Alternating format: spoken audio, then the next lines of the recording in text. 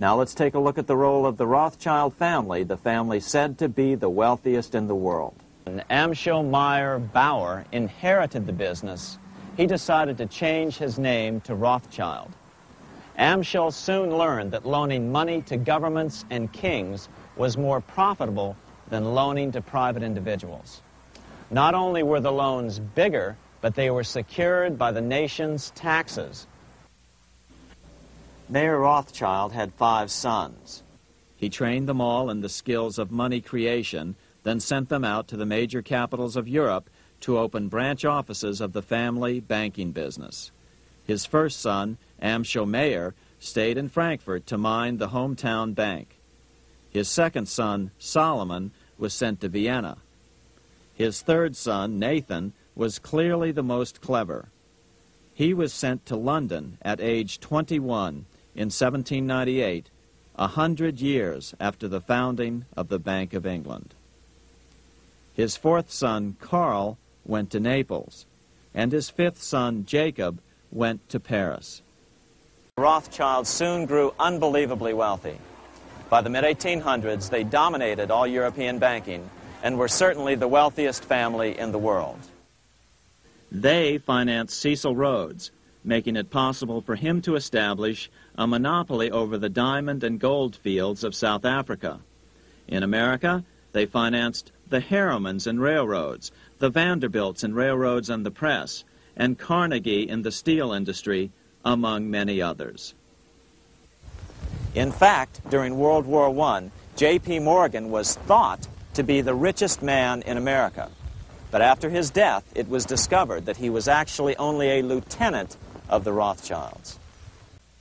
By 1850, James Rothschild, the heir of the French branch of the family, was said to be worth 600 million French francs, 150 million more than all the other bankers in France put together.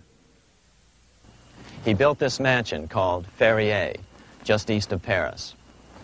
Wilhelm I, on seeing it, exclaimed, "Kings couldn't afford this. It could only belong to a Rothschild." Money changers, those who loan out and manipulate the quantity of money, were active in medieval England. In fact, they were so active that acting together, they could manipulate the entire English economy. These were not bankers per se. The money changers generally were the goldsmiths. They were the first bankers because they started keeping other people's gold for safekeeping in their vaults. The first paper money was merely a receipt for gold left at the goldsmith. Paper money caught on because it was more convenient than carrying around a lot of heavy gold and silver coins. Eventually, goldsmiths noticed that only a small fraction of the depositors ever came in and demanded their gold at any one time. Goldsmiths started cheating on the system. They discovered that they could print more money than they had gold, and usually no one would be the wiser. Then they could loan out this extra money and collect interest on it. This was the birth of fractional reserve banking. That is, loaning out many times more money than you have assets on deposit. So, if $1,000 in gold were deposited with them, they could loan out about $10,000 in paper money and draw interest payments on it, and no one would ever discover the deception. By this means, goldsmiths gradually accumulated more and more wealth and used this wealth to accumulate more and more gold. Today, this practice of loaning out more money than there are reserves is known as fractional reserve banking. Every bank in the United States is allowed to loan out at least 10 times more money than they actually have. That's why they get rich on charging, let's say, 8% interest. It's not really 8% per year, which is their income. It's 80%. That's why bank buildings are always the largest in town. When Queen Mary's sister, Queen Elizabeth I, took the throne, she was determined to regain control over English money. Her solution was to issue gold and silver coins from the public treasury and take the control over the money supply away from the money changers. Oliver Cromwell finally overthrew King Charles, purged the Parliament, and put the king to death. the money changers were immediately allowed to consolidate their financial power. The result was that for the next 50 years, the money changers plunged Great Britain into a series of costly wars. They took over a square mile of property in the center of London, known as the City of London. This area today is still known as one of the 3 predominant financial centers of the world. By the end of the 1600s, England was in financial ruin. 50 years of more or less continuous wars with France and Holland had exhausted her. Frantic government officials met with the money changers to beg for the loans necessary to pursue their political purposes.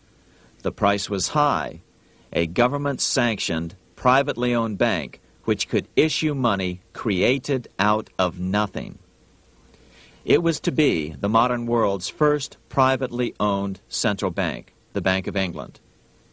Although it was deceptively called the Bank of England to make the general population think it was part of the government, it was not.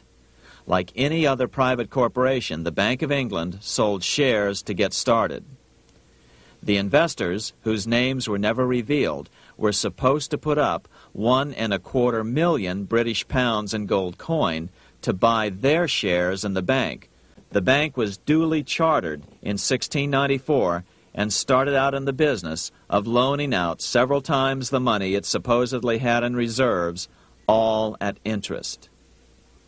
In exchange, the new bank would loan British politicians as much of the new currency as they wanted, as long as they secured the debt by direct taxation of the British people.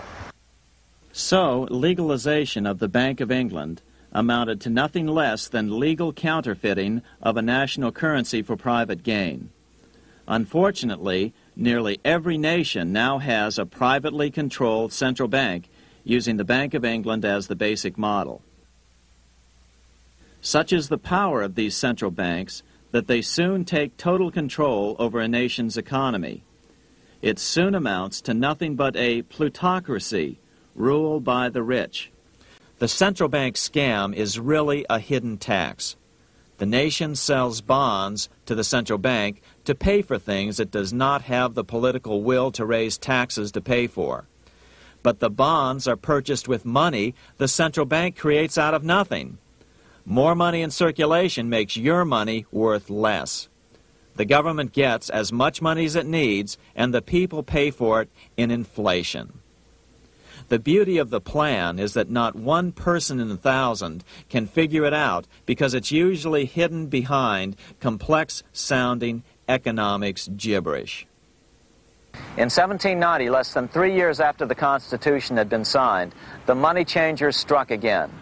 The newly appointed first Secretary of the Treasury, Alexander Hamilton, proposed a bill to the Congress calling for a new, privately owned central bank. Coincidentally, that was the very year that Amschel Rothschild made his pronouncement from his flagship bank in Frankfurt. Let me issue and control a nation's money, and I care not who writes the laws.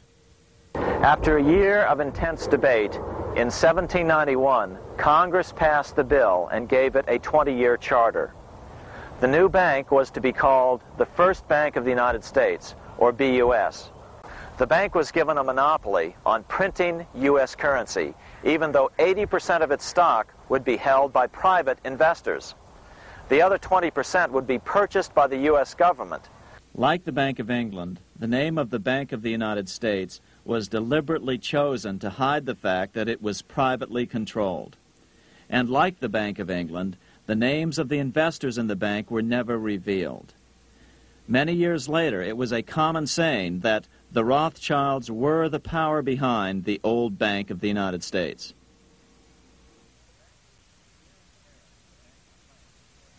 Here in Paris, the Bank of France was organized in 1800, just like the Bank of England. But Napoleon decided France had to break free of debt, and he never trusted the Bank of France.